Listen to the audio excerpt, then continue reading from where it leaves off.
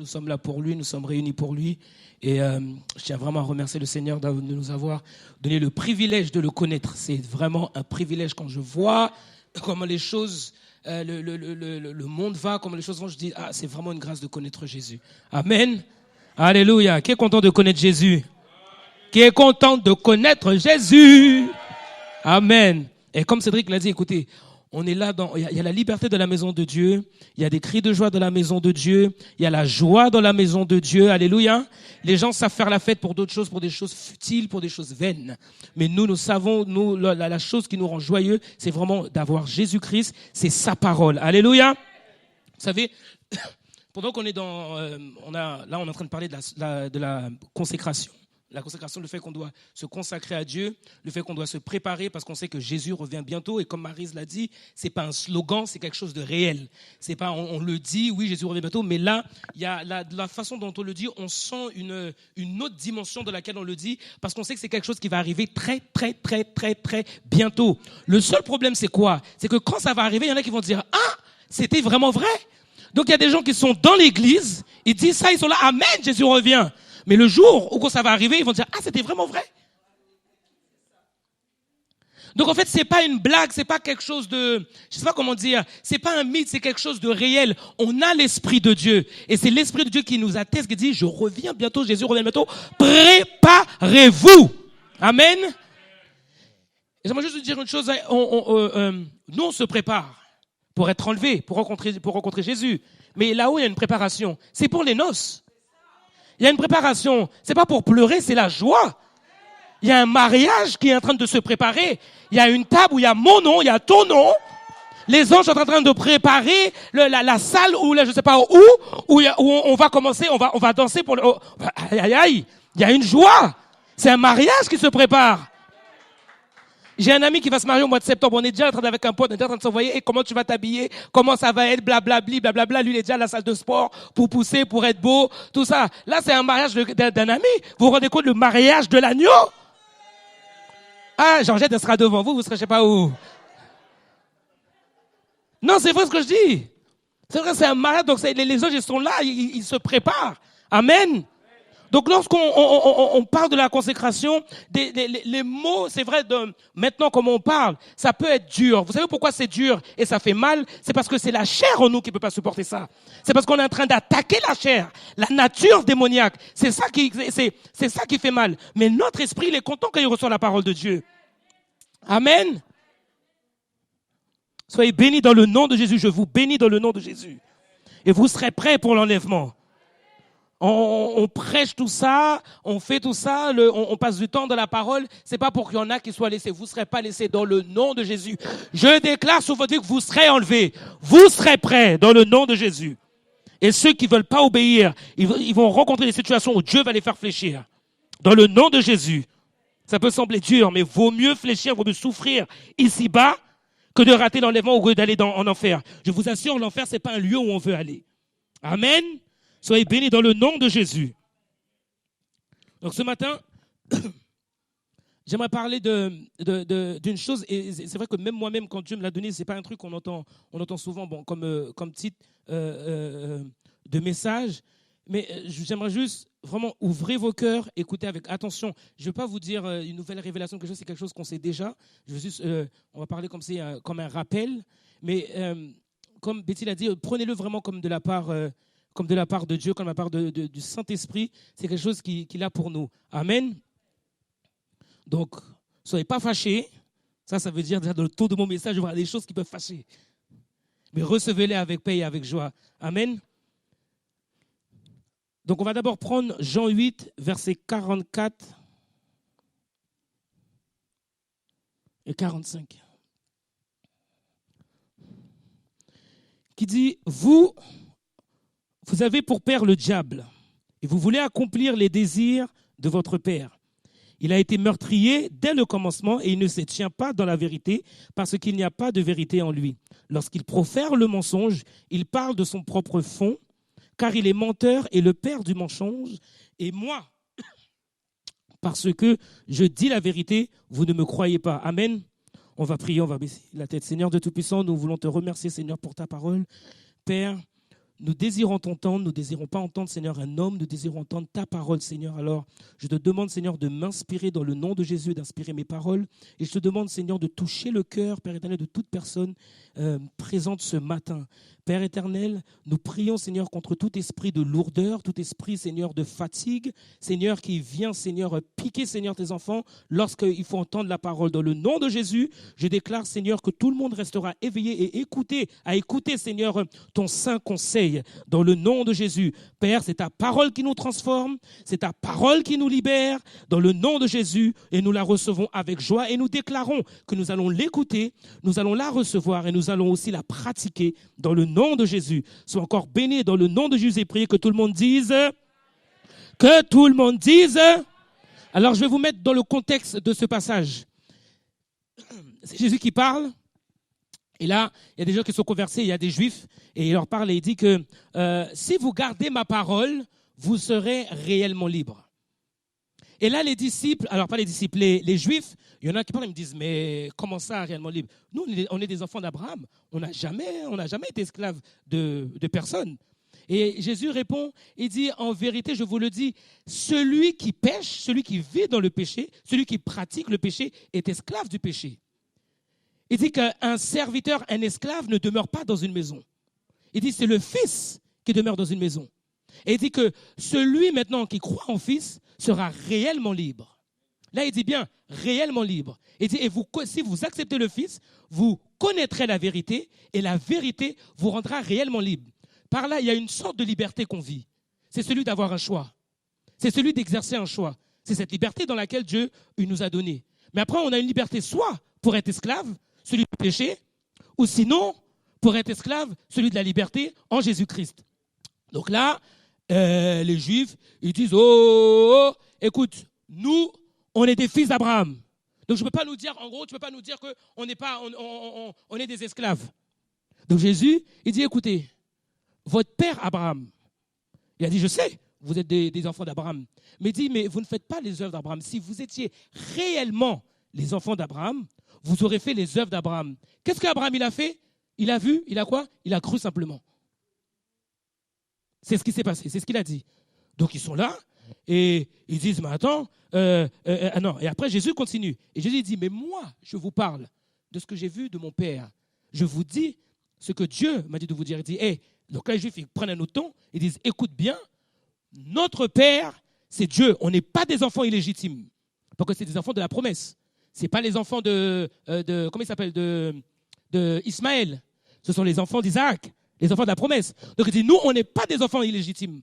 On est des enfants de la promesse.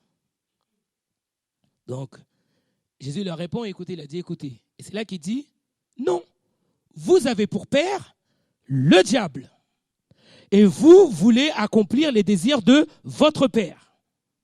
Après, il dit, le diable, en parlant du diable, il a été meurtrier, retenez ce mot-là, meurtrier, dès le commencement, et il ne se tient pas dans la vérité, parce qu'il n'y a pas de vérité en lui.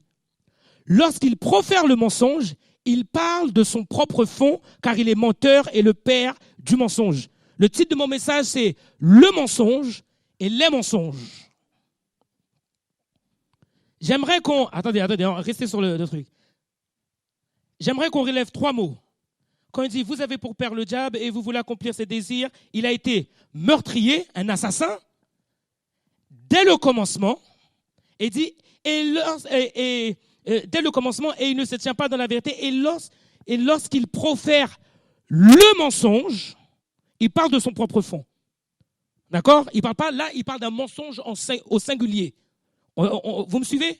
Il parle d'un mensonge au singulier. Donc il y a un truc que Satan a fait dès le commencement, où il dit que c'est le mensonge. On va dans Genèse.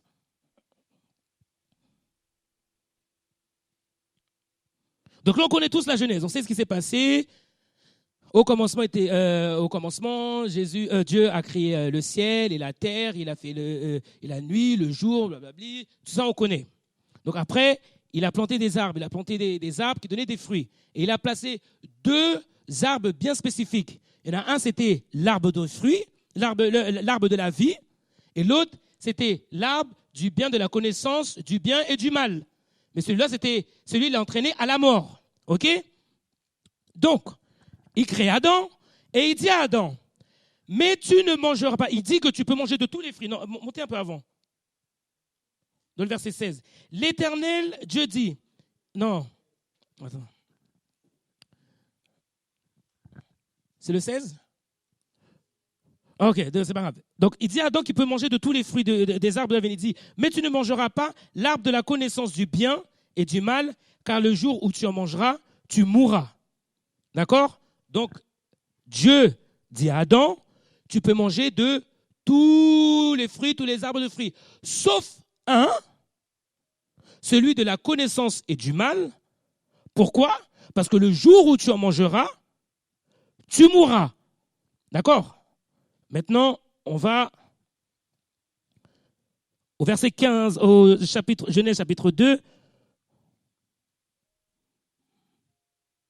Alors, ça c'est moi qui me trompe. Non, Genèse chapitre 3, excusez-moi, à partir du verset 1. Voilà. La Bible dit, le serpent était le plus rusé de tous les animaux des champs que l'Éternel Dieu avait fait. Il alla à la femme. OK? Là, on suit tous, hein? Et il dit, Dieu a-t-il réellement dit, vous ne mangerez pas de tous les arbres du jardin? Mensonge. C'est pas ce que Dieu a dit. C'est déjà, dans la première chose, sa première parole, c'était déjà un mensonge. C'était déjà un quoi? Qu'est-ce que Dieu il a dit? Il a dit, vous pouvez manger de tout, sauf un. Lequel?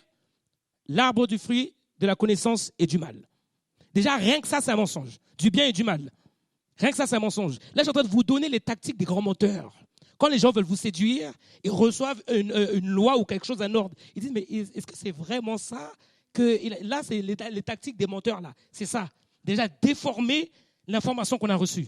Donc là, déjà, on voit qu'il n'est pas clair, cet homme. Il n'est pas clair, cet esprit-là. Là. Qu'est-ce qui s'est passé après? La femme répondit au serpent,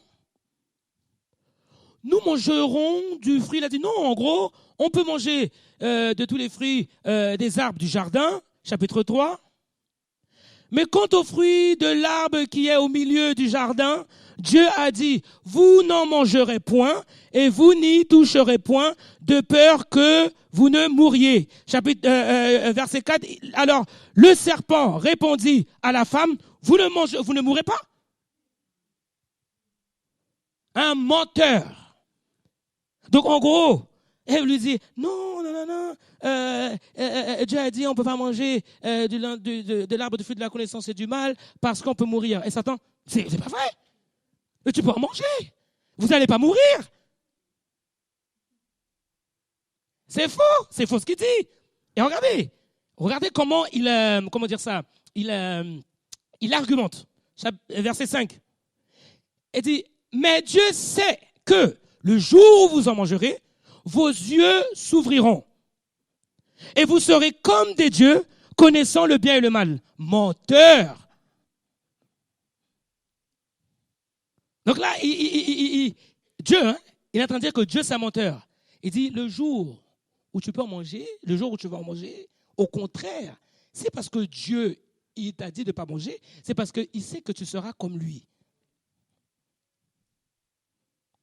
Mais il a dit, vous ne mourrez pas, tu ne mourras pas. Genre, en fait, Dieu, c'est un menteur. Il dit, il sait que vous serez comme lui. Est-ce que quelqu'un ici se sent comme un Dieu ici? Hein? Non, est-ce que quelqu'un se sent comme un Dieu? Répondez-moi. Mais répondez-moi. Est-ce que quelqu'un se sent comme un Dieu? Voilà. Maintenant, chapitre 6, verset 6, ça c'est très important. Là, le diable, il a donné son tchatch. Il a donné tous ses arguments, tout ça. Là, la femme vit que l'arbre était bon à manger et agréable à la vue. Vous vous rendez compte? Ça ne les a jamais passé à la tête, ça ne les a jamais passé à la tête de manger cet arbre. Et le jour où Satan est venu, il a commencé à mentir. L'arbre qui était interdit, qu'on ne regardait même pas, maintenant c'est celui-là. Ève, qu'est-ce qui se passe? Elle voit l'arbre, elle voit que l'arbre est beau. Oui, le péché est beau. Ça peut être beau, ça peut être bon. Et après, il dit quoi? et qu'il était précieux pour ouvrir l'intelligence. Aïe, aïe, aïe, précieux. Donc maintenant, cet arbre qui nous était interdit, qui était interdit de manger, elle voit maintenant, il devient précieux pour ouvrir l'intelligence. Satan, c'est bon, Satan, il l'a eu là. C'est bon, c'est dans la tête. Elle regarde là maintenant, il brille. Mais c'est vrai de tous les arbres là, mais celui-là aussi, il est beau. Ah! Elle prit de son fruit et en mangea, et elle en donna aussi à son mari qui était auprès d'elle, et il en mangea. Et on connaît tous la suite de ce qui s'est passé. Ils ont été chassés du jardin et ils ont été maudits. Pourquoi? À cause d'un mensonge du diable. Et c'est pour ça, là, il dit qu'il a préféré le mensonge dès le commencement. Et aujourd'hui, c'est la même chose. Le but du diable, le mensonge ultime, c'est que les gens n'acceptent pas Christ. Cet arbre de la vie, c'est Jésus. Jésus dit, je suis le chemin, la vérité et la définition du mensonge, c'est un acte volontaire fait ou dit dans le but de tromper quelqu'un, d'induire quelqu'un en erreur, l'emmener à fauter. On sait que le péché, c'est une faute. Ou mettre quelqu'un dans un état de confusion. Voilà. Voilà ce que Satan a fait. Il les a trompés, il les a induits en erreur, il les a induits au péché. Maintenant, c'est pour ça que Jésus dit que c'est un meurtrier, parce que c'est lui qui a proféré le mensonge afin de les tuer, de les séparer. C'est pour ça que Jésus dit, n'ayez pas peur de ceux qui peuvent tuer le corps. Ce n'est pas eux les dangereux. Les dangereux, c'est ceux qui peuvent tuer l'âme. Et ceux qui tuent l'âme, c'est tous ceux qui profèrent que Jésus, on n'a pas besoin de Jésus pour accéder au paradis, pour être auprès de Dieu. Il y a un mensonge qui est dans le monde. C'est celui que tout le monde a sa vérité. Ça, c'est un grand mensonge du diable. Ça, ce sont les prophètes de Satan qui parlent. Jésus l'a bien dit, je suis le chemin, la vérité et la vie. Nul ne vient au Père que par moi. Jésus dit que celui qui croit en moi aura la vie. Le mensonge entraîne la mort. Il dit, celui qui croit en moi aura la vie. Comme si, il y a cette espèce de mensonge maintenant où tout le monde a sa vérité. Toi, tu dis ça, l'autre, il dit c'est l'islam, l'autre, il dit non, en fait, moi, je suis bouddhiste. Et pour mettre une forme de paix, écoutez, les amis, tout le monde a sa vérité, tous les chemins mènent à Rome, tous les chemins mènent à Dieu. Vous inquiétez pas, tout le monde est dans la vérité. Mais c'est un mensonge. C'est la chose la plus stupide qui peut arriver. Puisque en mangeant l'arbre le fruit de l'arbre de la connaissance du bien et du mal, ils savent qu'il y a un bien et il y a un mal. S'il y a une vérité, il y a forcément un mensonge. Il y a forcément quelqu'un qui ment dans l'histoire. Non mais c'est ça ou pas?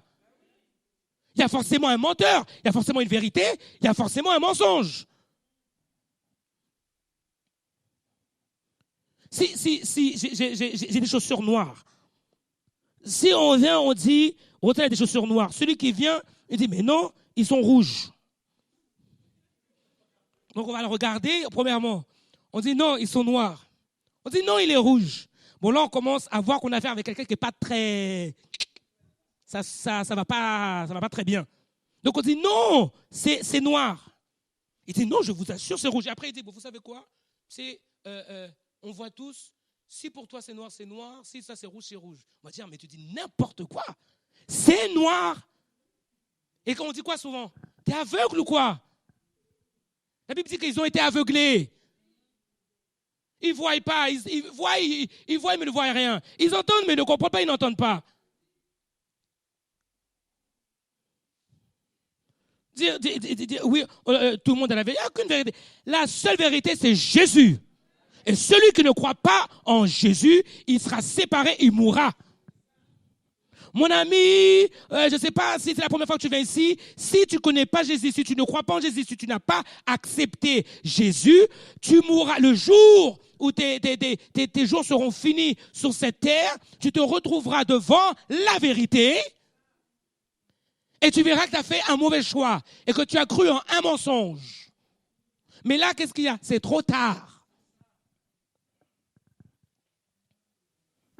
Et c'est ça que Jésus disait aux Juifs. Il disait, en fait, pourquoi vous ne pouvez pas accepter les paroles que je dis? Parce que comme votre père, c'est le diable, vous êtes remplis de mensonges en vous. Donc, face à la vérité, vous ne pouvez pas accepter la vérité. Les gens ne peuvent pas accepter la vérité. Pourquoi? Parce qu'ils sont remplis de mensonges. Ils sont animés par les forces du mal. Remplis de mensonges. Aujourd'hui, vous avez le mouvement maintenant, les enfants de la rébellion, je les appelle. C'est ceux qui disent, bon, écoute, nous, on connaît ni chrétiens, ni juifs, ni trucs. On ne veut pas se mettre sur un joug du genre. On ne veut pas croire en quelqu'un, adhérer à une religion. Oh, nous, on fait du spiritualisme. Mon ami, du spiritualisme. Si aujourd'hui, il y a quelqu'un ici qui fait du spiritualisme, ça te dire, tu es une sorcière ou un sorcier. C'est de la magie ce que tu fais. Devant l'Éternel, c'est une abomination. Et la Bible dit dans le livre des Apocalypses qu'il y a un lieu créé, ça s'appelle le lac de feu. Il a dit c'est là où les gens qui ont pratiqué la sorcellerie, les menteurs, ils iront passer l'éternité. Aujourd'hui, du spiritualisme. Spiritualisme de quoi? Non mais c'est vrai ou pas? Et comme je dis, le mensonge ultime, c'est que les gens ne viennent pas à Christ. Et il y a tout, et aujourd'hui, franchement, je vais vous dire une chose. Aujourd'hui, on est dans le temps où tout le monde veut dire quelque chose, tout le monde veut montrer la voie, c'est quoi la voie à vivre. C'est ça. On est arrivé à un temps où vraiment, je ne sais même pas dans quel temps on est. Tout le monde, c'est tout sauf Jésus-Christ. Toi, dis t'es musulman, toi, dis ceci, toi, dis cela. Oui, moi, je fais du sport. Oh, non, non. Ils ont l'air sages, hein. Oh, non, non, non, oh, non, non. Toi, dis que tu crois en Jésus. Puis, allez, voilà. Je vous dis, les prophètes de Satan, ils sont là aujourd'hui. Mais ils ne viendront pas comme ça. Ils ne viendront pas vous dire mais non, tu vas fuir. Mais tu vas fuir, non, mais c'est vrai, tu vas fuir. Il faut qu'ils viennent avec un langage. Écoutez, rappelez-vous ce que je vous ai dit. Le mensonge, c'est quoi? C'est quelqu'un qui trompe. Donc, il va venir avec un certain langage, un certain charisme, et il va commencer à te dire des choses. Et toi, tu es là, c'est vrai, peut-être que Jésus, il n'y a pas que lui, mais pourquoi, en fait, on devrait seulement Jésus, seulement ceci, nanana. Et là, tu commences à un truc. Là, c'est Satan, c'est bon, il a déjà jeté son venin. Dites avec moi, le diable est un menteur. Non, dites-le avec force, dites le diable est un menteur. Il faut entraîner. Le diable, la seule chose qu'il veut, c'est entraîner l'humanité avec lui dans l'éternité, à souffrir, et à brûler et à être séparé de Dieu. C'est la seule chose qu'il veut. Et le pire, c'est quoi aujourd'hui? C'est que maintenant, les faux prophètes, ils sont même dans l'église. Il y a des pasteurs, ils ont bien commencé. Maintenant, ils s'allient avec des gens en train de faire des masterclass. Vous savez, c'est quoi les masterclass? C'est exactement comme une église. Les gens, ils s'assoient, ils écoutent des choses, soi-disant pour mieux vivre, développement personnel, blablabla. Maintenant, il y a même des pasteurs qui joignent des gens comme ça. C'est ça le pire. Et ils viennent dire, ah non, on ne peut pas juger. Ah non, on ne peut pas juger, on ne peut pas blesser les gens. Faut pas. C'est cela, on ne peut pas juger. Mes amis, la vérité, c'est Jésus. 1 Corinthiens, Paul dit, on n'a aucune puissance contre la vérité, mais on a seulement de la puissance pour la vérité. Dites avec moi, le diable est un menteur. Et comme je dis aujourd'hui, les choses sont faites pour que les gens soient distraits de Jésus. C'est pour ça que l'apôtre Paul dit, affectionnez-vous des choses d'en haut et non de celles d'en bas. Pourquoi? Parce que les choses d'en bas, c'est celles qui sont passagères. En gros, c'est un mensonge. En gros, pour Dieu, ce qui est éternel, c'est la vérité. Et ce qui est passager, c'est un mensonge.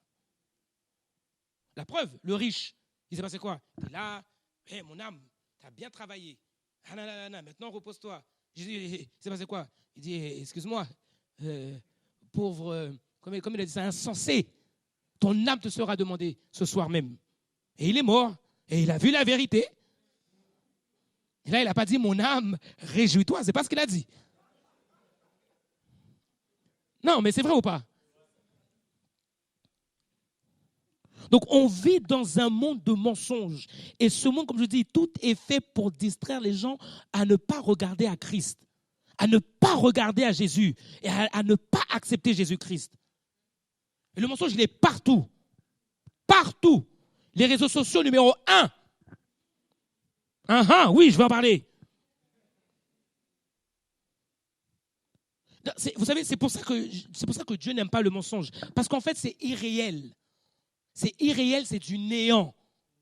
C'est pas quelque chose c'est pas quelque chose de réel, c'est pas quelque chose qui dure. C'est pour ça que Dieu n'aime pas le mensonge. Parce que le mensonge attire les gens à la perdition.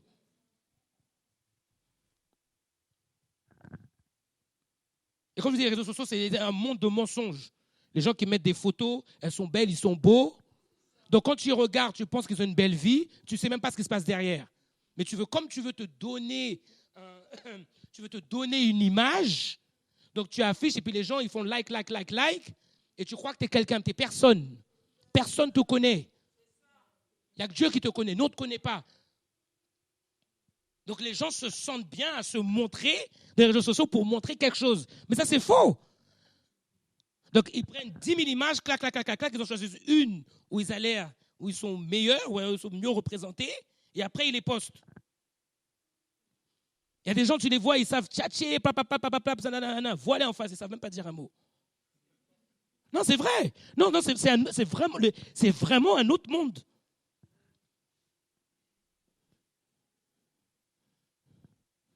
La dernière fois, on parlait avec Yohan dimanche dernier. On disait les désolés, hein, surtout les jeunes filles, là, soi-disant les chrétiennes, elles montent un truc, elles sont maquillées, peinturées, je ne sais pas comment, et après elles te mettent une femme vertueuse. Le Seigneur est mon berger. Ah, rien du tout. Non mais attendez, pourquoi c'est mon choix? Parce que l'image qu'on voit, ce n'est pas l'image de Dieu. Après, je dis pas, écoutez, je dis pas c'est mauvais, c'est bon, nanana, mais ce que tu mets comme image, ça ne représente pas la phrase qui est écrite en dessous. C'est juste ça. Donc si tu veux te mettre, dis oui, je suis belle ou tu mets rien du tout. Mais mets pas l'Éternel est mon berger, mais pas ceci. Cela, c'est pas l'Éternel qu'on voit là. C'est toi. Non, mais c'est vrai ou pas? Non, mais c'est vrai ou pas? En plus, filtré. Mais c'est vrai. Les filtres, ça sert à quoi? À s'embellir, c'est un mensonge, non? On vit dans un monde de mensonges. On veut tromper les gens. On ne trompe pas Dieu. Tu peux filtrer comme tu veux. Devant Dieu, Dieu voit ton cœur. Il voit qui t'es. Toi qui es assis là, il voit qui t'es. Il voit qui tu es. Et tu ne peux pas mentir devant lui. Tu ne peux pas paraître devant Dieu. On ne peut pas paraître devant Dieu.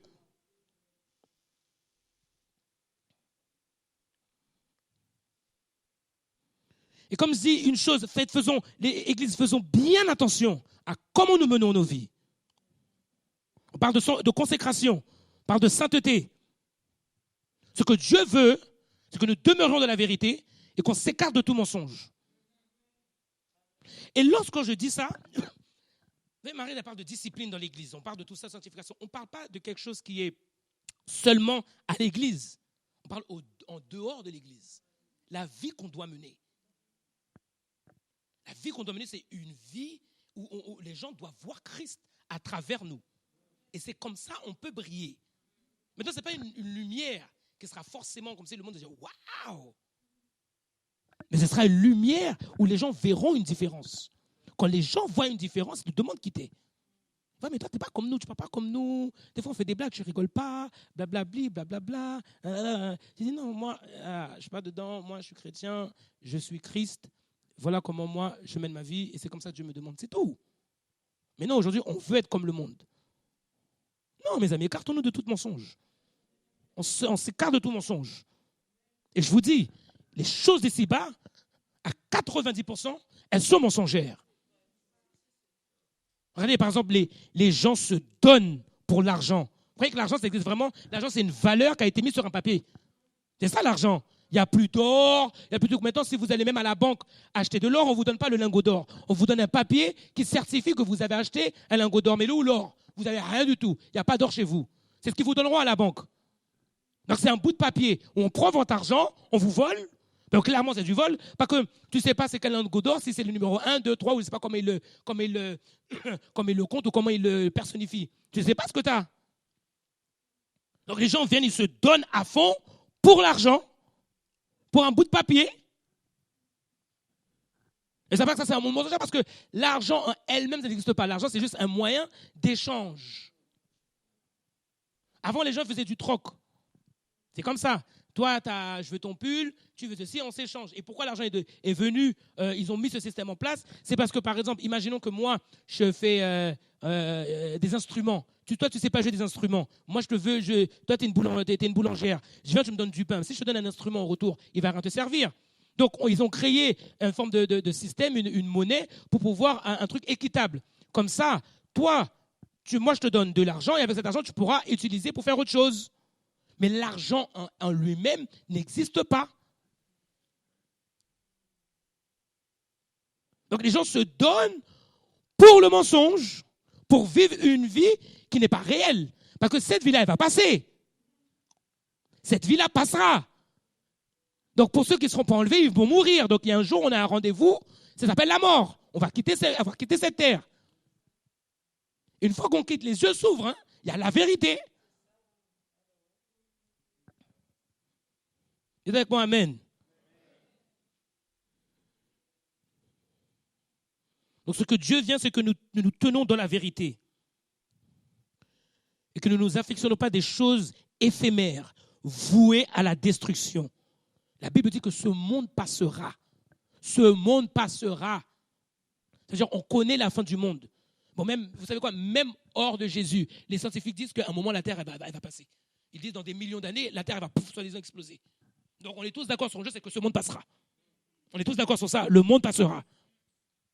Donc maintenant, à quoi sert la vie?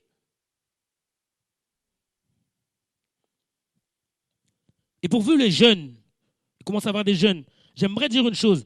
Dès votre jeunesse, consacrez-vous à Dieu. Et comme Cédric l'a dit la semaine dernière, il y a des choses qui peuvent attirer. Surtout quand on est jeune, on est innocent, on est stupide. Il nous manque un peu la réflexion, la compréhension. On est attiré par des choses qui sont futiles, exactement comme Ève, qui a vu que l'arbre de la connaissance du bien et du mal était précieux pour ouvrir ses yeux, pour avoir la connaissance. De la même façon où nous, il y a des choses on peut convoiter pensant que ça va nous apporter quelque chose alors que ça n'apporte rien du tout. Regardez, je prends l'Ecclésiaste. Ecclésiaste chapitre 2, à partir du verset 1. Ecclésiaste, c'est Salomon qui a écrit. Tout le monde sait c'est qui Salomon. Un grand roi d'Israël. La Bible dit qu'il n'y a eu aucun roi comme lui. Même dans sa façon de s'habiller, il n'y a aucun lui. Il n'y a aucune personne qui était comme lui. Ni auparavant, ni après. Elle dit qu'il a été doté d'une sagesse. Les gens parcouraient le monde entier juste pour l'écouter. On parle d'un grand roi, le roi Salomon. Regardez ce qu'il dit. Il dit, j'ai dit en mon cœur, allons, je t'éprouverai par la joie et tu goûteras le bonheur. Et voici, c'est encore là une vanité. Donc, qu'est-ce qu'il a dit? Il dit, tu sais quoi? Je vais me vouer au plaisir, faire tout ce qui me plaît, être gaieté, la gaieté, faire tout ce qui est bon pour amener un homme. Mais après, il conclut. Et voici, c'est encore quoi? Vanité. Continuons. Il dit, j'ai dit du rire insensé et de la joie. À quoi sert-elle? Continuons. J'ai résolu en mon cœur de livrer ma chair au vin, tandis que mon cœur me conduisait avec sagesse, et de m'attacher à la folie jusqu'à ce que je vis ce qui est bon pour le Fils de l'homme de faire sous les cieux pendant le nombre des jours de leur vie. Continue. J'exécutais de grands ouvrages. Je bâtis des maisons. Je me plantais des vignes. Continuons. Je me fis des jardins, des verges, et j'y plantais des arbres à des fruits de toute espèce. Je me créais des étangs pour arroser la forêt où croissaient les arbres. J'achetais des serviteurs et des servantes, et j'eus leurs enfants nés dans la maison. Je possédais des troupeaux de bœufs, de brebis, plus que tous ceux qui étaient avant moi dans Jérusalem. Continuons. Je m'amassais de l'argent et de l'or et les richesses des rois et des provinces. Vous vous rendez compte? Qu'est-ce qu'il dit? Il avait des maisons, il avait des jardins, il avait des étangs, il y avait des lacs qui pouvaient marcher dans des kilomètres et voir tout ce qu'il a pu accomplir, tout ce qu'il a pu. Il a eu l'argent, les choses que les gens aujourd'hui sont prêts à vendre leur maman, vendre leur papa, vendre leur bien-aimé. Tout ça pour avoir quoi? 100 000 euros. Ils sont prêts, les gens sont prêts à couler le sang pour 100 000 euros, pensant que c'est ça qui va faire leur bonheur, leur richesse. Lui, il a eu plus que 100 000 euros. Regardez tout ce qu'il a eu. J'ai même amassé de l'argent et de l'or. Les richesses des rois. Ce qui appartenait aux rois. Il réussit à en prendre possession. Et je me procurais des chanteurs et des chanteuses. Aujourd'hui, s'il avait vécu dans notre époque, il aurait pu appeler Michael Jackson, viens chanter pour moi, viens danser pour moi. Il aurait pu appeler Beyoncé, viens chanter pour moi. Il aurait pu appeler les grands, Edith Piaf, il aurait pu appeler tout le monde. Tous les grands chanteurs, les grands renommés, il aurait pu les faire venir pour faire chanter pour lui, pour danser pour lui. Pourquoi? Pour le distraire. Et les délices des fils de l'homme. Et qu'est-ce qu'il dit? Il a pu avoir ce que les hommes désirent, beaucoup d'hommes désirent, des femmes en grand nombre. Ah, Salomon! Hey, ça!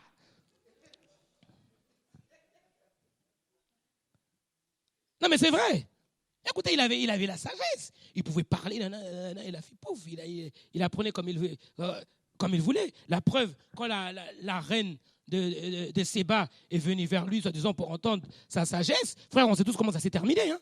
Vous regardez le livre de Cantique, frère, elle lui a dit des choses. Hein? Elle était, Salomon, le roi sage. On sait très bien comment ça s'est terminé. Ceux qui ne connaissent pas, lisez Cantique des Cantiques. Continuons. Je devins grand, plus grand que tous ceux qui étaient avant moi dans Jérusalem, et même ma sagesse demeura avec moi. Continuons. Tout ce que mes yeux avaient désiré, je ne les ai point privés. Je n'ai refusé à mon cœur aucune joie, car mon cœur prenait plaisir à tout mon travail. Et c'est la part qui m'en est revenue. Continuons. Puis, je considérais tous les ouvrages que mes mains avaient faits et la peine que j'avais prise à les exécuter. Et voici comment il conclut toutes ces choses-là qu'il a dit, le fait qu'il avait des grandes richesses, des grandes ceci, des grands étangs, il pouvait appeler qui il veut, il pouvait avoir toutes les femmes. Et il dit, et voici, tout est vanité et poursuite du vent. Il n'y a aucun avantage à tirer ce que l'on fait sur le soleil. Voilà comment il a résumé sa vie, mes amis. Tout n'était que vanité. Là, il dit, et poursuite du vent, il dit, dans ce cas-là, autant suivre le vent, autant poursuivre le vent. Qui peut suivre le vent? On sait où il va? On sait où il vient? Voilà comment il a résumé sa vie. Monsieur Pouvoir était millionnaire, milliardaire, tout ce que vous voulez. Il a dit tout ça, vanité. Rappelez-vous ce que je vous ai dit, le mensonge c'est quoi? C'est quelque chose qui n'est pas réel, c'est quelque chose qui ne dure pas dans l'éternité. C'est un mensonge. En gros, ce qu'il disait, j'ai vécu ma vie pour le plaisir. J'ai vécu ma vie avec le plaisir. Mais c'est quoi? Un mensonge. Ça ne dure pas. Ce n'était pas ça le bonheur. Il y a même un moment, si vous lisez plus loin, il dit, je hais la vie. Salomon, qui avait de l'argent, il dit, je hais la vie. Voilà comment il a résumé sa vie.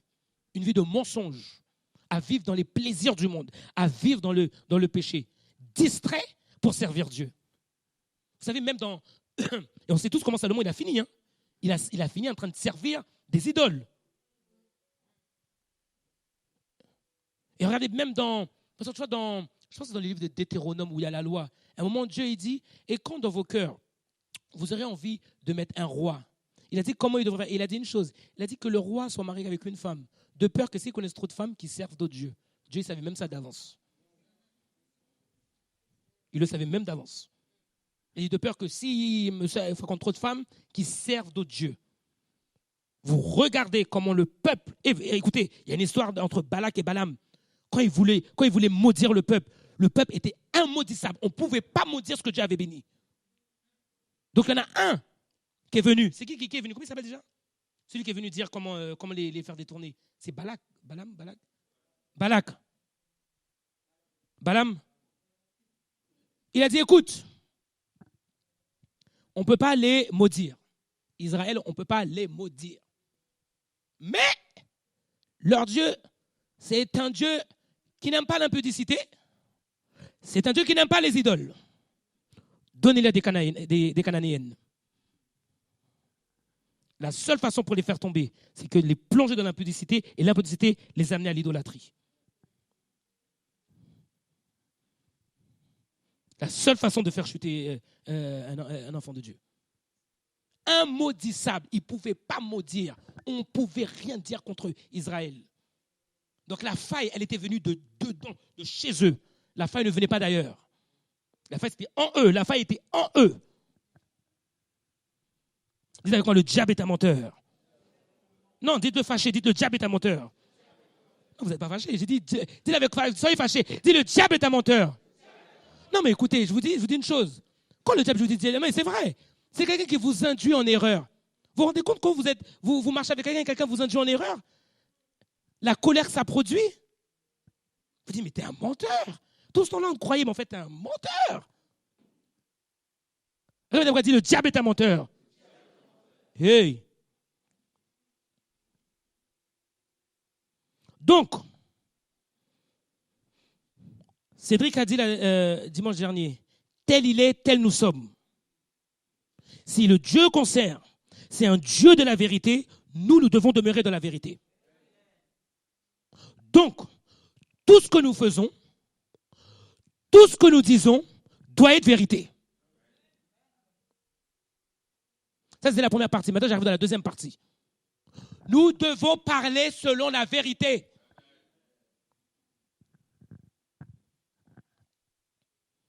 Proverbe 12, verset 22,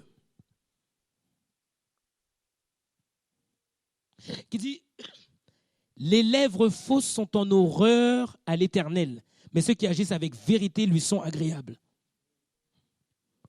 Les lèvres fausses, ceux qui mentent, Dieu a ça en horreur.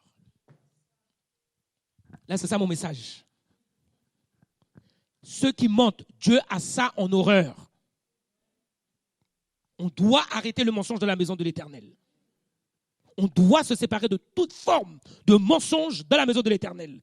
Nous sommes sanctifiés, nous sommes lavés de toute souillure, nous devons nous livrer totalement à la vérité.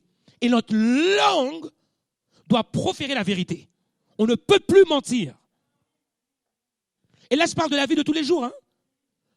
La dernière fois, j'étais en train de regarder un documentaire qui dit à peu près l'être humain ment à peu près 20 fois par jour. En moyenne. Tu peux appeler ça petit mensonge, gros mensonge, oui c'est un mensonge parce que c'est un mensonge. À peu près 20 fois par jour. Et ça c'est dans la maison de l'Éternel. Là je parle de nous là maintenant, là, dans la maison de l'Éternel. Les gens mentent facilement comme ils respirent. Ah! Non, c'est la vérité. C'est juste qu'elle dit, mais comment d'une même bouche peut sortir des sources amères et une eau douce? C'est pas possible. Heureusement que Dieu nous a créés avec une bouche, pas avec deux bouches, une pour mentir, une pour dire la vérité. Non, mais c'est vrai. Ah non, là tu parles avec la bouche droite, t'es un menteur. Tu mens. Non, mais c'est ça ou pas? Non, c'est ça ou pas? Répondez-moi.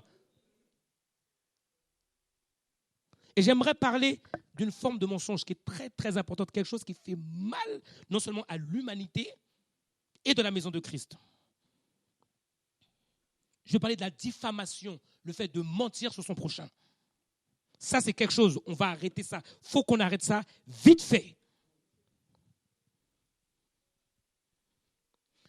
Psaume 15, versets 1 à 3. David dit, Éternel, qui est-ce qui séjournera dans ton tabernacle? Qui est-ce qui habitera en la montagne de ta sainteté? Et il dit, voilà, il répond, ce sera celui qui marche dans l'intégrité, qui fait ce qui est juste et qui profère la vérité telle qu'elle est dans son cœur, qui ne médit point par sa langue et qui ne fait point de mal à son ami, qui ne diffame point son prochain. En gros, qui ne ment point sur son prochain. Diffamer, c'est exactement comme la calomnie. C'est quelqu'un qui porte des propos mensongers dans le but, mensongère et grave, dans le but de nuire à la réputation, à l'honneur d'autrui. Il dit, qui séjournera dans la sainte montagne? On sait tous, c'est la montagne de Sion. On sait que quand Dieu reviendra, c'est lui-même qui bâtira son temple sur la montagne de Sion. Il dit, qui y séjournera? Il n'a pas dit c'est celui qui est parti évangéliser à 15 000 personnes, qui a rentré 15 millions d'âmes dans le corps de Christ. Ce n'est pas celui qui a tout vendu pour le pauvre. C'est pas ce qu'il dit. C'est celui qui marche dans l'intégrité, qui dit la vérité telle qu'elle est dans son cœur, qui veut dire qui parle selon vraiment comme c'est dans son cœur. Et une chose qui ne ment point sur son voisin, sur son prochain. Donc on ne peut pas mentir. Quand vous avez quelque chose, que ce soit dans l'église, ailleurs, dans la famille, vous devez parler selon la vérité. C'est dans la vérité qu'il y a la délivrance. C'est dans la vérité qu'il y a la guérison. C'est dans la vérité qu'il y a la réconciliation. Et pas dans le mensonge. Et comme je répète la définition du mensonge, c'est celui qui parle pour essayer de tromper quelqu'un, de l'induire en erreur. Souvent, les gens mentent pour se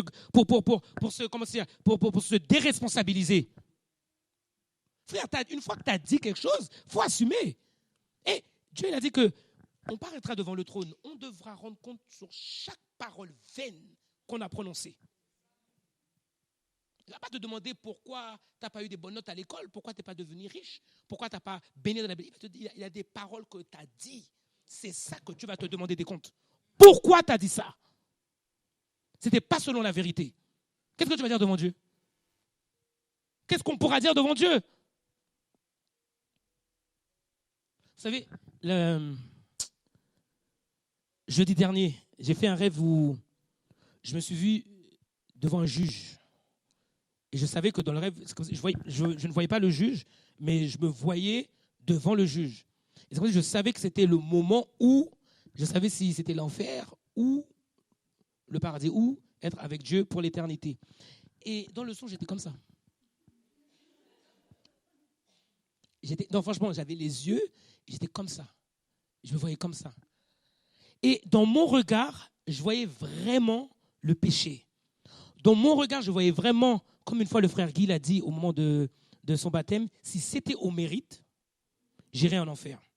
Et dans mon regard, il y avait, écoute, juge, j'ai pas envie d'aller en enfer, mais si tu m'envoies en enfer, franchement, tu as raison, tu n'as pas tort, t'as pas fait, t'es pas méchant, tu es juste. Et j'étais là et j'attendais, malgré, écoutez bien, malgré que je prêche, malgré que j'ai fait des bonnes choses, malgré que j'ai fait des bonnes œuvres, je savais devant le juge que ce que je méritais, c'était l'enfer, c'était la séparation éternelle. Je le voyais, dans mon regard, je le voyais. Il y avait un regard comme, c'est pas peur, comme si effrayé, mais comme une crainte. Et j'étais là, j'attendais juste ce qu'il allait me dire. Mais pour moi, dans mon cœur, je dis, c'est pas comment dire, mon cœur battait fort. Et c'est comme si, c'est là qu'on comprend ce que souvent pasteur prêche, c'est que le péché, c'est pas des actions, c'est une nature. Je ne pouvais pas rester, j'étais comme ça. Ça, c'est la nature, comme si c'était la nature du péché, était là devant Dieu, j'étais comme ça, et puis j'étais là, et j'avais mon cœur qui battait. Et là, je vois que le juge, il prend sa main droite, il me fait comme ça. Et là, je sens que je suis, aspiré.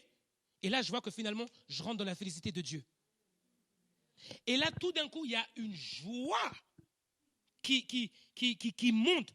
Mais ce n'est pas une joie comme si, c'est pas une joie comme si quelqu'un m'offre un cadeau ou tu t'es battu pour quelque chose. C'est vraiment une autre joie. C'est une joie qui me donnait de la force, comme une vitamine, quelque chose qui me transformait. Je sentais physiquement cette transformation. Et là, je me réveille. J'envoie un message à David, je fais, Dada, j'ai eu un rêve, je suis sauvé. Amen. Et je lui envoie le smiley, tu vois, vous voyez celui qui transpire. Après, il me fait MDF. Mais pourquoi tu mets cette image? Je fais, c'est chaud. Devant Dieu, c'est chaud. Et c'est vrai, après on parlait, il disait, mais tu sais quoi, on n'a tellement pas idée de la sainteté de Dieu qu'on ne sait même pas c'est quoi. Parce que comme la Bible dit que le monde est sous le pouvoir du malin, donc ici, là, on est habitué à tout ce qui est impureté, tout ça. C'est carrément normal. Donc, le peu qu'on est à l'église qu'on goûte, c'est un peu de sainteté. Mais un jour, on verra Dieu, on sera devant la sainteté pure, devant la vérité en entier. Ce sera entier, ce sera réel. Et là, je vous promets, on ne tient pas. Ah, franchement, non, quand je vous dis j'avais chaud, j'avais chaud. Je savais qu'une chose dans les rêves. Pourquoi Dieu m'a autorisé de la féliciter? C'est parce que j'avais cru en Jésus-Christ. Et quand je vous dis j'avais cru en Jésus-Christ, c'est pas dire, ah ben, dans ce cas-là, moi je vais croire et puis essayer d'autres choses après. Allez, bon, j'ai Jésus-Christ, mais je vais aller à droite, à gauche, voir au cas où. Non, c'est vrai. C'est vraiment pourquoi j'avais cru en Jésus-Christ. Mais l'acte de faire, l'acte de croire en Jésus-Christ, c'est comme si c'est vraiment renoncer à toute autre chose. C'est seulement ça.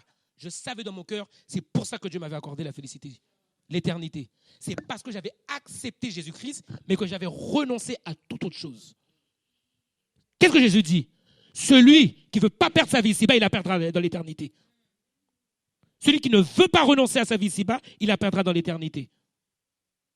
C'est la seule chose, je vous dis mes amis, c'est la seule chose que je pouvais voir. C'est parce que j'avais accepté Jésus-Christ et renoncé à tout autre Dieu. Donc comme je vous dis, on revient au sujet. Il faut parler selon la vérité. Arrêtez de mentir sur les voisins, sur ceci, sur cela. Une chose, quand on est au travail, on n'est pas supposé être dans les cancans avec les collègues. Ah oui, et tu sais qu'un tel, blablabla, et toi, tu es là, ah bon? Ah bon? Et puis après, tu commences à t'aider même dans ton travail. Ah bon? Et puis il s'est passé quoi? Ah bon? Mais je ne savais pas qu'il était comme ça. Ah bon? Au travail. Déjà, tu ne sais même pas ce que la personne sait te dire, c'est vrai. Demande-lui, quand quelqu'un vient te voir et dit, oui, tu sais un tel, dis-lui, et quelles sont tes sources? Demande-lui. Dis, mais ce que tu dis, tu es sûr de ce que tu dis? Demande-lui 3 fois. Tu es sûr? Si elle commence à s'irriter, tu peux savoir qu'il y a du mensonge dedans. Non, c'est vrai, moi je suis en train de vous dire. J'ai déjà affaire avec beaucoup de menteurs. Non. Chez nous, là, on a eu un papa qui s'appelle Robert. Lui, il est rodé pour voir qui ment pas. Après, quand on était petit, il disait, t'as fait ça? Je faisais non. T'es sûr? Papa, j'ai pas fait. T'es sûr? Non. Ok, pourquoi on a telle question? Il te pose une question. Tu dis, aïe, tu peux pas répondre. On dit, ah oui. Des fois, il y a des histoires qu'on vient lui raconter. Il dit, mais t'as dit quoi après? Ah, j'ai dit, mais tu sais qu'il ment. Laisse-le mentir. Donc là, nous, nos pères nous ont donné les choses, comment reconnaître un menteur. Et je vous assure, vous savez, quand j'ai commencé à préparer le message, et puis maintenant, j'ai porté comme une attention sur le mensonge. Je vous assure, les gens mentent. C'est chaud. On ment, mais tout le temps. Au boulot, alors là, c'est des menteurs. La dernière fois, on a eu un problème avec un client, on n'avait pas une voiture. Donc moi, je dis au client, écoutez, monsieur, moi, le problème, c'est quoi? C'est que le problème, c'est qu'on me dit que je suis trop, on va dire, des fois sincère, et dans ma sincérité, je manque de tact. Donc je lui dis, écoutez, monsieur, on n'a pas de véhicule, blablabla. Il fait, ouais, c'est pas normal. Je dis, écoutez, monsieur, moi, je suis désolé, parce que je travaille dans une agence de location de véhicules. Je dis, écoutez, je suis désolé, quand on prend un véhicule, il ne sort pas du concessionnaire tout neuf. C'est quelqu'un avant vous qui l'avait. Donc, il faut que j'attende son retour, laver le véhicule et vous le donner. Donc après, il y en a qui me disaient, frère, dis pas ça. Dis juste que oui, il y a une voiture qui était crevée, celle qu'on devait lui donner, il a été crevé. Je dis, mais pourquoi mentir? Pourquoi lui dire que c'est crevé? Alors dis-lui la vérité. Il est content, il n'est pas content, c'est son problème. Mais dis-lui la vérité. Donc on ment tout le temps. Et pourquoi Dieu n'aime pas qu'on mente sur son voisin? Parce qu'il y a une atteinte à l'honneur et à la dignité de quelqu'un. C'est à cause de ça, des fois, vous voyez des gens, ils ne vous connaissent même pas. Tu sens, ah, salut, nana. Et tu sens qu'il y a ce truc. Tu te dis, mais qu'est-ce qu'il y a? La personne a déjà comme si quelque chose contre toi.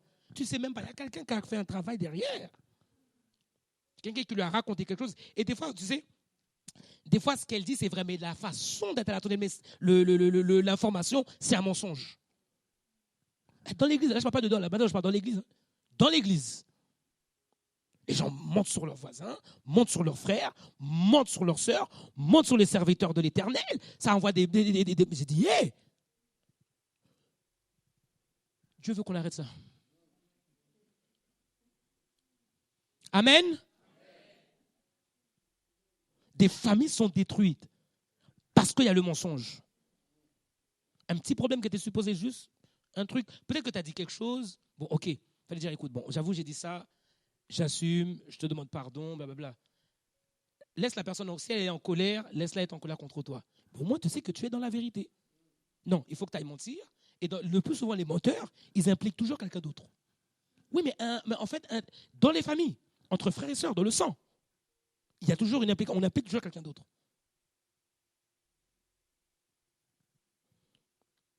On doit arrêter ça dans le nom de Jésus. Nous sommes sanctifiés, nous sommes purifiés, nous sommes lavés, nous devons marcher dans la vérité. Vous savez, pourquoi c'est important pour Dieu? Parce qu'on prêche l'évangile. Comment dire? Comment nous nous comportons? Comment on se comporte? C'est comme une façade qu'on va d'abord présenter au niveau de l'évangile. Et après, quand on ramène le message, les gens, ils vont croire. Vous savez jamais, j'ai un cousin et il a vécu en Guadeloupe. Il a dit une chose, il a dit, tu vois, tout ça, c'est des menteurs. Si je dois me convertir, c'est à travers cette personne. Parce qu'il n'y a que lui qui est vrai. Dans une église, il a nommé juste une personne. Il a pu nommer une personne. Il a dit, même le pasteur que tu vois, lui, c'est que ce frère-ci. C'est que lui. C'est que lui. Si je dois me convertir, s'il y a quelqu'un, j'accepterai la parole de quelqu'un qui vient me parler de Dieu, c'est que de sa bouche. Pourquoi? Parce que tous les autres, il a vu tous les autres des menteurs. Non seulement dans la façon dont tu parles, dans la façon dont ils parlent, et dans la façon dont ils mènent leur vie. Vie de mensonges. Ça fait les hypocrites. Sainteté à l'Éternel.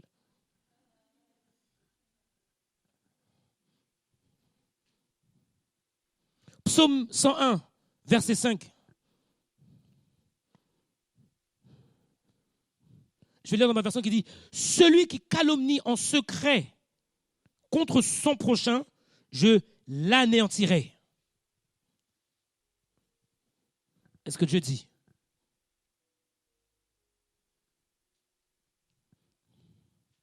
Je vous assure, Dieu, j'ai compris une chose, Dieu est le mensonge. La Bible dit, vous savez, Jésus il a dit aux Juifs, le diable, lorsqu'il parle, c'est un menteur. Il n'y a pas de vérité en lui. Mais mes amis, regardez la société. Le gouvernement, il nous ment. Les plus gros magouilleurs, c'est le gouvernement. Les banques, c'est des voleurs. L'école, on nous apprend des choses qui sont fausses. Le mensonge est partout. Mais au moins, il y a un endroit que Dieu a créé où il doit régner la vérité, c'est l'Église. Jésus l'a dit, vous êtes le sel de la terre, mais si le sel de la terre perd sa saveur, il y a un endroit où la vérité doit régner, c'est à l'Église. Quand on parle, on doit parler selon la vérité. À un moment dans la Bible, Paul il a dit, mais vous parlez, parlez-vous dans la vérité. Attendez, je vais vous montrer. Attends, il faut que je dise, je ne peux pas dire. Non, mais attendez. Dans Éphésiens chapitre 4, verset 25, il dit, c'est pourquoi renoncer au mensonge et que chacun de vous parle selon la vérité à son prochain, car nous sommes membres les uns des autres. Il dit que chacun parle selon la vérité. Ne mentez pas. Parlons selon la vérité. Et là, je dis parce qu'il y a le mensonge dans l'Église. On doit faire taire le mensonge. Notre langue doit changer. On doit parler selon la vérité. Et ça, franchement, c'est ce que j'ai reçu de Dieu pour nous ce matin. On doit être un peuple. Et la Bible dit qu'on doit gérer l'Église comme si c'était une armée. Là, on peut pas. Il n'y a pas de décadence. Quand tout le monde marche, on voit personne à côté comme ça. Il n'y a pas la ligne et puis il y a un qui marche comme ça à côté. Bon, il y a le général qui est devant. On sait que lui, c'est le leader. Mais il n'y a personne qui marche comme il veut. C'est pas ça. On file droit. Pourquoi vous rigolez? Non, c'est ça ou pas? On file droit à l'armée. L'Église, on doit filer droit. Et au contraire, quand il y a la vérité, je ne dis pas qu'il faut être agressif. On dit non, mon frère, ma soeur, écoutez. La Bible dit qu'on doit parler selon la vérité. Parle selon la vérité. Je sais que des fois, il y a des choses qui peuvent faire honte, des choses qui peuvent truc. Mais parle selon la vérité, c'est dans la vérité que Dieu va guérir, c'est dans la vérité. Il y a des façons, on peut le dire. Il y a des façons, donc on peut dire. Donc on peut parler selon la vérité, Dieu agit dans la vérité. Donc parlons selon la vérité. Des fois, il faut mettre les gens à l'aise aussi. Mais des fois, les gens, ils n'ont pas envie de mentir parce qu'ils ont peur des réactions. Ça, je peux comprendre. Mais ce n'est pas une excuse. Mais nous-mêmes faisons tout aussi pour produire afin que les gens enfantent la vérité. Travaillons afin que la vérité puisse sortir de la bouche des gens aussi. Pas tout le temps condamner, tout le temps dire « Ah, c'est toi en fait, hein, bam, bam. » Non, soyons sages. On a l'Esprit de Dieu. Le but de Dieu, c'est qu'on vive dans la paix, les uns avec les autres. Donc, nous-mêmes aussi, portant de la parole, les gens enfants de Dieu, faisons en sorte que quand on est face aux gens où on est en train de parler, qu'eux-mêmes soient à l'aise de dire la vérité. Parce que des fois, la vérité, ce n'est pas facile. Pourquoi? Parce que ça fait comme comme Adève et Adam. Ils étaient nus, ils ont vu qu'ils étaient nus. Donc maintenant, ils avaient honte. Donc les gens qui disent la vérité, ils sont en train de en gros, comme par image, ils sont en train de se déshabiller. Ils sont en train de dire réellement qui ils sont. Des fois, la plupart du temps, on en a honte. Donc, exerçons un peu de sagesse pour que les gens, quand ils viennent nous parler, qu'eux aussi puissent dire la vérité. Et comme je dis, partout il y a le mensonge. Les systèmes de la société, c'est le mensonge, la confusion. Il y a eu le corona. L'autre, faut pas porter de masque, il faut porter de masque. Tonton Raoul, le docteur Raoul, il a trouvé un truc avec le chloroquine, comment on dit ça? Bon, voilà. J'arrive même pas à dire ce mot parce qu'en fait, il y avait une vidéo d'une dame, c'est une Congolaise, elle n'arrêtait pas de dire chloroquine et je me suis tellement moqué que maintenant, j'arrive même pas à dire. J'arrive même pas à dire ce mot. J'arrive même pas à dire le mot. Donc, on dit truc, lui, il dit ceci. Le pauvre, il a reçu des menaces de mort parce qu'on sait que les grands firmes pharmaceutiques, ils veulent se faire de l'argent. Donc, il a reçu des menaces de mort, il a reçu plein de trucs. Alors que réellement, ce qui paraît, la dernière fois, j'étais en train de regarder un article qui disait qu'en Tunisie, réellement, ils ont réussi à gérer parce qu'ils ont donné une sorte de médicament où il y avait voilà, comment ça? Chloroquine. C'est ça? Où il y avait de la chloroquine. Donc on voit que là, on ne peut plus faire confiance à personne. Le monde est dans la confusion. Il y a tellement de mensonges.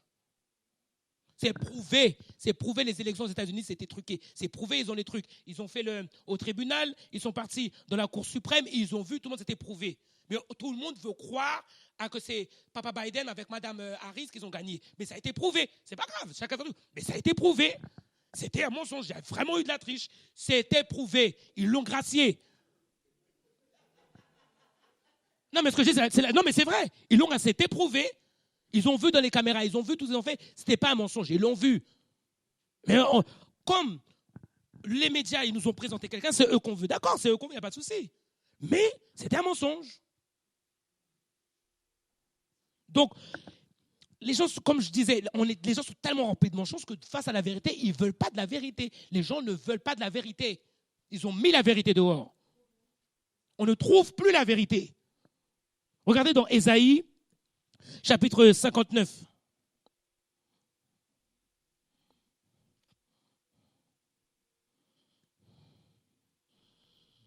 Versets 1 à 15. Il dit, non, la main de l'Éternel n'est pas trop courte pour sauver, ni son oreille trop dure pour entendre. Mais ce sont vos crimes qui mettent une séparation entre vous et votre Dieu. Ce sont vos péchés qui vous cachent sa face et l'empêchent de vous écouter. 3. Car vos mains sont souillées de sang et vos doigts de crime. Vos lèvres profèrent le mensonge et votre langue fait entendre l'iniquité. Donc on est dans un problème avec Israël. Ils ne comprenaient pas ce qui se passait avec Dieu. Ils étaient des idolâtres. Ils vivaient une vie n'importe comment. Et Dieu leur reproche par rapport à leurs péchés. Il dit, regardez, vous êtes des meurtriers. Et en plus, vos lèvres pour faire le mensonge. C'est ça que Dieu avait en horreur avec Israël. Après, il dit, votre langue profère l'iniquité. Une fois, le pasteur, il a parlé, il a dit, la langue, c'est le monde de l'iniquité. On dit n'importe quoi, on fait n'importe quoi avec la langue. Parce qu'on est dans un pays où on a la liberté de parler. On a la liberté d'exprimer ce qu'on veut. On est dans un pays où il y a la démocratie. Mes amis, ce que je veux vous dire, dans la maison de Dieu, il n'y a pas de démocratie. C'est Jésus qui règne. On a un gouverneur qui s'appelle le Saint-Esprit. Et tout le monde se soumet au Saint-Esprit. On ne fait pas ce qu'on veut, on ne dit pas ce qu'on veut. Je suis désolé. Dans la maison de Christ, c'est pas comme si... Mais vous pensez quand qu'on sera dans le millénium, Jésus va dire quelque chose. Ah ben non, mais en fait, Jésus, moi, je pense que... non, c'est pas comme ça. Ah non, je pense que c'est injuste. Mais qui va tenir devant Jésus? Qui va tenir devant Dieu? Donc nous, on va dire à Dieu on va donner notre pensée. Attendez. La Bible dit même dans Apocalypse, quand Dieu versera ses jugements, la Bible dit qu'il y a les saints, il y a les saints, il y a les vieillards. Ils disent, tes jugements sont justes. Ils sont en train de le louer alors qu'il est en train de frapper le monde. Il dit, tes jugements sont justes, ô Dieu. Donc, je redis et redis, dans l'Église, il n'y a pas de démocratie, on se soumet au Saint-Esprit. On est conduit par le Saint-Esprit. Et on fait ce que le Saint-Esprit nous dit de faire. Et on obéit au Saint-Esprit. Vous vous rendez compte, dans l'Ancien Testament, il y avait une forme de rébellion. On le tuait. Hein. Vous voyez quand Josué il a mené la bataille, et après ça, il devait les faire partir en Canaan. Ah, il y en a qui ont dit, écoute Josué, bon là, on reconnaît ton onction. On reconnaît ton appel. Celui qui montre un signe de rébellion, on le tue. Pourquoi? Parce que Dieu avait un plan de les amener dans une terre, à la terre promise. Donc Dieu va exécuter son plan. Donc Dieu a un plan pour l'Église et Dieu va l'exécuter. Tous ceux-là qui se mettent en opposition, vous allez voir un jour, vous allez vous retrouver dehors. Et ce n'est pas nous qui allons vous mettre dehors, c'est le Saint-Esprit même qui vous mettra dehors. Parce qu'il y a des âmes à sauver. Il y a un travail à faire pour Christ dans l'Église. On n'est pas là pour jouer, on n'est pas là pour dire ce que nous en pensons. On n'est pas là, sinon on serait tous en train de regarder la télé ou en train de dormir. On est là parce qu'il y a un travail à faire. Les choses les plus importantes devant Dieu, c'est l'âme. Sauver les âmes. Donc tous ceux qui profèrent des choses, parce que la Bible dit qu'avec la langue, là, c'est quelque chose de très mauvais, c'est quelque chose qui peut tuer. Donc tous ceux qui parlent, en fait, qu'ils ont des épées, des venins, vous allez voir, un jour, c'est dehors. Et je vous dis, c'est quelque chose que le Saint-Esprit lui-même fera. Il n'aura pas besoin de dire à Marie, prends-la, mets-la dehors. Si vous allez voir, c'est le Saint-Esprit même. La Bible dit que le méchant ne résiste pas dans l'assemblée des justes. Celui qui profère des mensonges ne peut pas résister dans l'assemblée des justes. Et vous allez voir, un jour, on va vivre tellement un degré de sainteté. Vous allez commencer à voir les gens délirer. Vous allez voir, la présence de Dieu va révéler qui est qui. Non, c'est vrai ce que je dis. C'est pas un mensonge. Hein. C'est vrai ce que je dis. On va vivre un degré de sainteté. Un jour, je me rappelle, Marie a dit ce qu'elle désire voir le plus, c'est que la présence de Dieu soit tellement palpable que tout le monde soit à genoux, en train de pleurer pour ses péchés, en train de pleurer pour ce qu'ils ont fait, reconnaître qu'on est des pécheurs. Et vous allez voir, on va vivre ce temps. Je prie qu'on vive ce temps. On peut sentir la sainteté de Dieu. Je vous assure, on va se sentir sale. Une fois, ça m'est arrivé. On était en train de prier et j'ai senti un truc, je ne me sentais pas bien. Et là, il y a comme un truc qui dit, ça, c'est ta nature. Devant Dieu. Je vous assure, on ne peut rien dire, on ne peut rien faire. On ne peut que pleurer et voir, reconnaître sa misère. On continue. 4. Nul ne se plaît avec justice. Nul ne plaide avec droiture. Il s'appuie sur des choses vaines. Qu'est-ce que je vous ai dit? Le mensonge, c'est quoi? C'est les choses qui sont les choses vaines, les choses néants, les choses qui n'existent pas. Voilà. Il s'agit sur des choses vaines, des choses qui sont fausses. Et ils disent des faussetés. Ils conçoivent le mal et enfantent le crime. 5. Ils couvent des œufs de basilic et ils tissent des toiles d'araignée. Celui qui mange de leur œuf meurt. En gros, il est en train de prendre l'exemple en disant que les gens ils ont des toiles pour tisser, mais en fait, ce n'est pas quelque chose pour t'habiller, c'est quelque chose pour t'attirer vers un piège. Et quand tu manges, ce qu'il te donne, c'est un poison. Et si l'on en brise un, il sort un vipère. Il parle de l'œuf. Continuons. Leurs toiles ne servent point à faire des vêtements. Et ils ne peuvent se couvrir de leurs ouvrages. Leurs œuvres sont des œuvres d'iniquité. Et les actes de violence sont dans leurs mains. Continuons. Leurs pieds courent au mal. Et ils ont hâte de répandre le sang innocent. Leurs pensées sont des pensées d'iniquité. Le ravage et la ruine sont sur leur route. Continuons. Ils ne connaissent pas le chemin de la paix. Il n'y a point de justice dans leur voie. Ils prennent des sentiers détournés. Quiconque y marche ne connaît point la paix. Continuons. C'est pourquoi l'arrêt de la délivrance est loin de vous et le salut ne vous atteint pas. Nous attendons la lumière et voici les ténèbres, la clarté et nous marchons dans l'obscurité. Vous voyez ce que je vous ai dit? Je vous ai dit ça. Je vous ai dit, le mensonge amène à la confusion. Ils voient la lumière, mais c'est comme s'ils sont dans les ténèbres. Ils sont aveuglés à cause de leurs actions. Des fois, on prie, on dit, mais Seigneur, on ne comprend pas. On prie, on jeûne, on fait ceci. C'est pas quoi, il y a encore des choses parmi nous qui doivent partir, qu'on doit abandonner. Et aujourd'hui, une des choses, c'est le mensonge. Dites avec moi, j'abandonne le mensonge. Non, mes amis. Il faut que vous ayez plus de trucs. Dites, j'abandonne le mensonge. Continuons. Nous tâtonnons comme des aveugles le long d'un mur. Nous tâtonnons comme ceux qui n'ont point Dieu. Nous chancelons à midi comme de nuit. Au milieu de l'abondance, nous ressemblons à des morts. Nous grondons tous comme des ours. Nous gémissons comme des colombes. Nous attendons la délivrance, elle n'est pas là. Le salut, il est loin de nous. Car nos transgressions sont nombreuses devant toi et nos péchés témoignent contre nous. Nos transgressions sont avec nous et nous connaissons nos crimes. Nous avons été coupables et infidèles envers l'Éternel. Nous avons abandonné notre Dieu. Nous avons proféré la violence et la révolte, conçu et médité dans le cœur des paroles de mensonges. Et la délivrance s'est retirée et le salut se tient éloigné, car la vérité trébuche sur la place publique et la droiture ne peut approcher. Verset 15 qui dit, la vérité a disparu et celui qui s'éloigne du mal est dépouillé. C'est dans les temps dans lesquels nous vivons. Celui qui veut se tenir dans la vérité, on le massacre. On le dépouille. Il y a un courant dans le monde, c'est celui du mensonge. Celui qui veut aller à contresens, il est dépouillé, il est massacré. Les gens n'aiment pas la vérité. Et chrétiens, frères et sœurs dans le Seigneur, je vous exhorte à toujours parler selon la vérité. Je vous assure, les gens vous respecteront. Vous pourrez marcher la tête haute. Pas dans le sens hautain, dans le sens où vous êtes mieux que tout le monde. Mais vous n'aurez pas à rougir devant quiconque. Des fois, pourquoi on perd la parole? Des fois, c'est parce qu'on sait qu'on a menti quelque part. Et on sait qu'il y a une faille. Et tout ce qu'on espère, c'est que la personne ne le sache pas.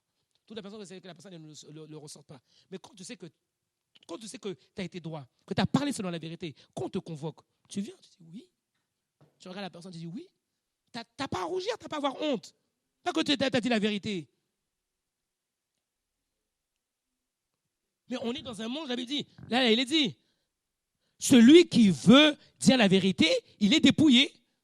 La vérité a trébuché, qui veut dire aujourd'hui, si on doit chercher la vérité, on ne la trouvera pas. Mais nous connaissons la vérité, c'est Jésus. Amen. Nous sommes des enfants de Dieu. Nous devons être comme Dieu. Notre exemple, c'est Christ. Nous devons marcher dans la vérité. Et ce que Dieu nous demande, ce n'est pas seulement de ne pas mentir, mais c'est de haïr le mensonge. Vous devez avoir le dégoût du mensonge. Parce qu'il y en a qui font semblant, ils mentent, après ils font « Oh Seigneur, pardon ». Et après, ça recommence demain. Et après encore « Oh Seigneur, pardon, j'ai menti. » C'est comme si ils se sont créés un chemin. Bon, je vais mentir, je vais demander pardon. Et après, bon, je sais que Dieu, quoi qu'il arrive, Dieu va me pardonner. Et après, tu prends ton cœur comme si, Seigneur, pardon. Ah, mensonge devant l'Éternel. Un mensonge.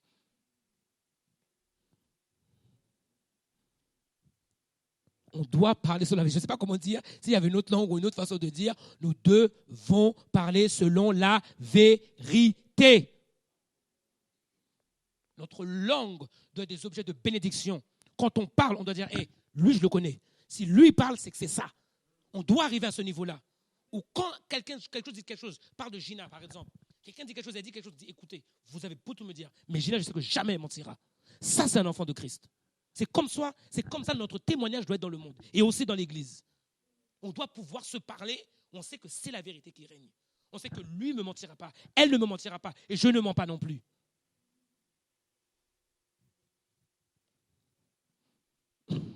Amen. Et quand vous regardez, ça a été même dans c'était le 9e commandement. Tu ne mentiras pas contre ton prochain. Donc si tu entends ces paroles et que tu es touché dans ton cœur, la Bible dit que celui qui l'écoute, qui ne se blague pas. Tu sais que tu as menti, tu sais qu'il y a quelque chose, ça a donné naissance à quelque chose. Demande pardon. Tu peux aller vers quelqu'un, tu te demandes pardon. Tu n'as pas besoin d'attendre que la personne elle te pardonne. Toi, tu sais que devant Dieu, voilà, tu es clean. Tu dis, excuse-moi, voilà, il s'est passé ça, en fait, c'était ça, je te demande pardon. La personne, elle est en colère, pas colère, blablabli, blablabla. Laisse-la, maintenant, c'est Dieu qui va guérir son cœur. Mais toi, tu sais que tu t'es tenu dans la vérité. La vérité doit régner.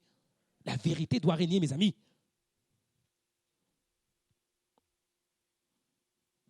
Regardez, un moment dans 1 Jacques, Il dit que celui qui a la langue calomnieuse, il a beau avoir des airs religieux, ça ne lui sert à rien du tout. La Bible dit, il y a un moment, il dit, les lèvres calomnieuses, ça ne sert à rien. C'est-à-dire que ta religion, tu as beau venir prier, tomber, faire ce que tu veux, si tu as la langue calomnieuse qui dit profère des mensonges, tout ce que tu fais, ça annule. Zéro. Dans 1 Pierre 3, verset 10, il dit, si quelqu'un, en effet, veut aimer la vie et voir des jours heureux, qu'il préserve sa langue du mal et s'élève des paroles trompeuses. La Bible dit, 1 Pierre 3, verset 10, si quelqu'un, en effet, veut aimer la vie et voir des jours heureux, qu'il préserve sa langue du mal et s'élève des paroles trompeuses. 1 Pierre, chapitre 3, verset 10.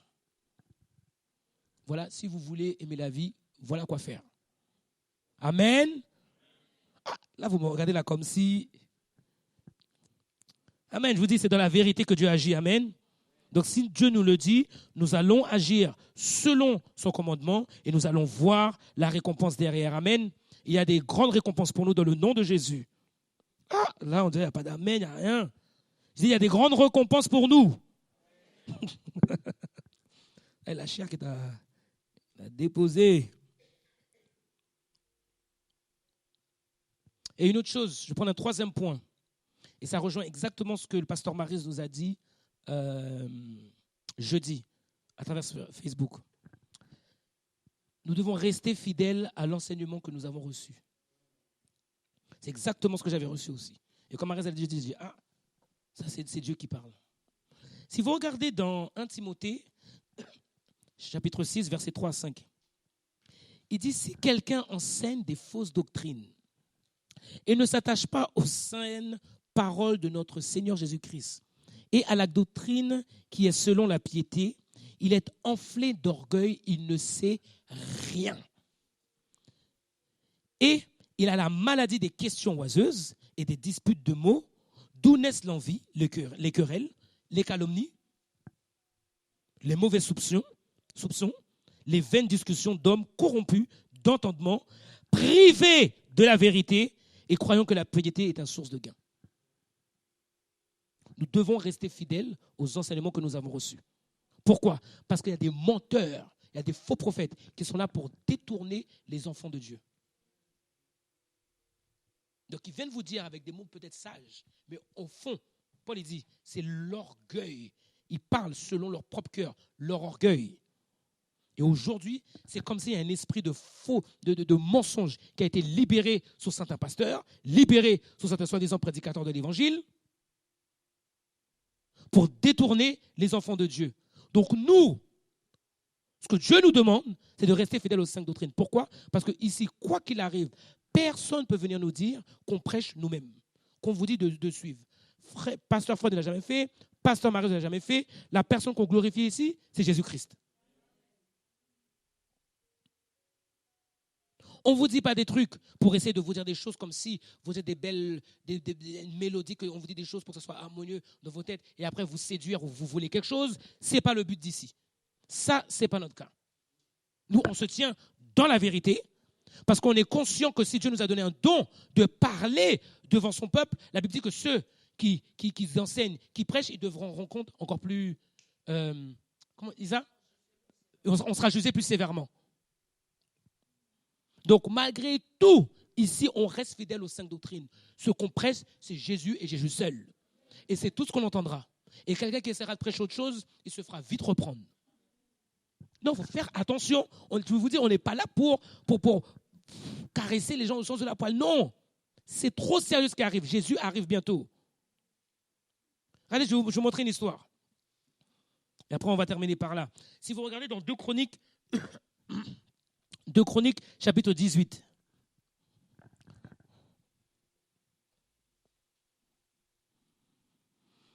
« 2 Chroniques, chapitre 18. Ici, Josaphat eut en abondance des richesses et de la gloire, et il s'allia par mariage avec Akab. Donc là, il y a 2 royaumes, le royaume de Juda, le royaume d'Israël. Okay ? Au bout de quelques années, il descendit auprès d'Akab, à Samarie, Et Akab tua pour lui et pour le peuple qui était avec lui un grand nombre de brebis et de bœufs, et il sollicita de monter à Ramoth en Galade. Alors, pour mettre le contexte, quand le roi d'Israël, Akab, il demande à Josaphat de monter avec lui à Ramoth en Galade, c'est parce qu'il veut faire une guerre qui a été, cette ville, elle a été prise possession par les Syriens. Donc lui, Akab, il est là, tranquille, et dans son cœur, il veut reprendre la terre. Donc il dit au roi Josaphat, allions-nous, faisons la guerre, et reprenons ce qui nous revient. Ok, c'est ça l'histoire. Akab, roi d'Israël, dit à Josaphat, roi de Juda, veux-tu venir avec moi à Ramoth en Galade? Josaphat lui répondit, moi comme toi et mon peuple comme ton peuple, nous irons l'attaquer avec toi. Ok. Puis Josaphat dit au roi d'Israël, par contre, consulte maintenant, je te prie, la parole de l'Éternel. Donc Josaphat, il a dit, écoute, moi, je veux bien aller, ça ne me dérange pas. Mais par contre, consultons la parole de l'Éternel. Voyons ce que Dieu a à nous dire. Le roi d'Israël assembla les prophètes au nombre de 400.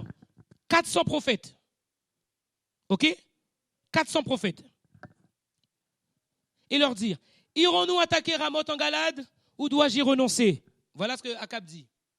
Et ils répondirent, les 400 prophètes, d'un commun accord, monte et Dieu la livrera entre les mains du roi. Ok? C'est ce qui se passe. Ils consultent les prophètes. Les prophètes, on sait à cette époque, on les consultait pour avoir le conseil de Dieu. Ils les consultent. Ils disent, allons-y, Dieu te donnera la victoire. On continue. Mais Josaphat dit, n'y a-t-il plus ici aucun prophète de l'Éternel par qui nous puissions le consulter? Maintenant, ma question c'est, Josaphat, qu'est-ce qu'il y a dans ton cœur? Tu as 400 prophètes qui te disent quelque chose, mais toi, quand même, dans ton cœur, il y a quelque chose qui te dit, il n'y a pas un autre prophète. Donc, en gros, écoute, ton affaire, elle m'a l'air bien, mais moi, dans mon cœur, il y a quelque chose qui n'est pas ça. Ça, Marie disait toujours, suivons nos cœurs. On doit suivre notre cœur. Si on sent quelque chose, suivons notre cœur. Et si on est guidé par le Saint-Esprit ne peut pas nous emmener dans la chute. Il ne peut pas nous faire erreur. Ok? Le roi d'Israël répondit à Josaphat, il y a encore un homme par qui l'on pourrait consulter l'Éternel, mais je le hais, car il ne me prophétise rien de bon, il ne prophétise jamais que du mal. Et c'est Michée, fils de Jimla, et Josaphat dit, non, que le roi ne parle pas ainsi. Continuons. Alors le roi d'Israël appela un eunuque et dit, fais venir tout de suite Michée, fils de Jimla. Le roi d'Israël et Josaphat, roi de Juda, étaient assis chacun sur son trône, revêtus de leurs habits royaux. Ils étaient assis dans la place à l'entrée de la porte de Samarie et tous les prophètes prophétisaient devant eux. Donc là, malgré qu'il est parti chercher Michée, il y a encore les prophètes. Mon roi, allez-y, vous gagnerez, ainsi par l'Éternel, vous monterez et vous gagnerez, vous aurez la victoire. L'Éternel livrera Galade entre vos mains, vous allez les assiéger. Et tout le monde, ouais, c'est ça. Maintenant, on envoie, écoutez bien, je vous dis, les gens là, quand ils mentent là, c'est des menteurs. Regardez, Sédécias, fille de Canana, s'était fait des cornes de fer. Et il dit, ainsi par le Seigneur, avec des cornes, tu frapperas les Syriens jusqu'à les détruire. Donc là, un grand cinéma qui se passe. Un prophète, il prend 2 cornes, il fait comme un taureau, il avance. Il est en train de leur monter, voilà, c'est comme ça que vous allez gagner. Là, il y a des gens, ils auraient déjà dit Amen. Les gens, il y en a qui auraient été des joies, Amen. Et tous les prophètes prophétisèrent d'eux-mêmes en disant, monte à Ramoth, en Galade, tu auras du succès et l'Éternel la livrera entre les mains du roi. Continuons. Le messager qui était allé appeler Michée lui parla ainsi. Écoutez ce que le messager dit à Michée. Voici les prophètes d'un commun accord prophétisent du bien au roi. Que ta parole soit donc comme la parole de chacun d'eux annonce du bien. Il essaie de le corrompre. Parce qu'on connaît Michée. Il dit, écoute Michée, là, on doit aller en guerre.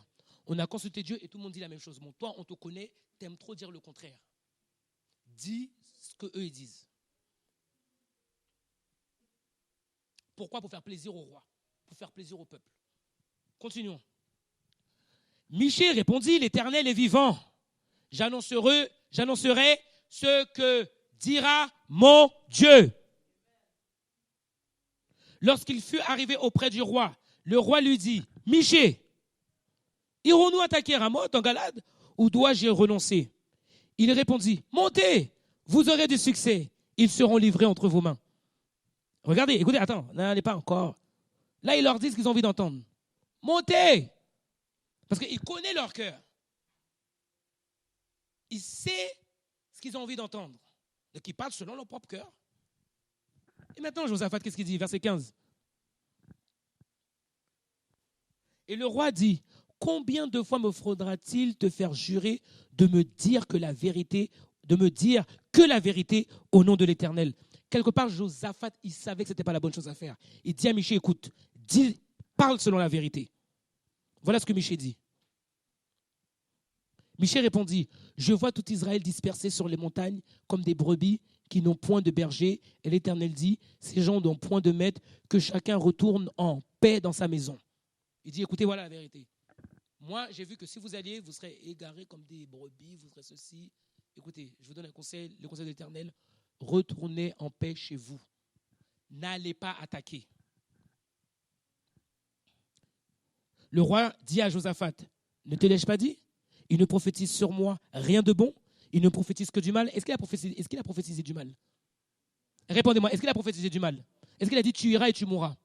Qu'est-ce qu'il a dit? Il a dit rentre chez toi en quoi? Il lui a dit quoi? Rentre chez toi en? Ça c'est quelqu'un qui vous veut du mal? Et Michée dit, écoutez, donc la parole de l'Éternel. Maintenant, il leur dit quelque chose qui s'est passé dans l'esprit. J'ai vu l'Éternel assis sur son trône et toute l'armée des cieux se tenant à sa droite et à sa gauche. Et l'Éternel dit, qui séduira Akab, roi d'Israël, pour qu'il monte à Ramoth en Galade et qu'il périsse? Ils répondirent les uns d'une manière et l'autre d'une autre. Et un esprit vint se présenter devant l'Éternel et dit, moi, je le séduirai. L'Éternel dit, comment?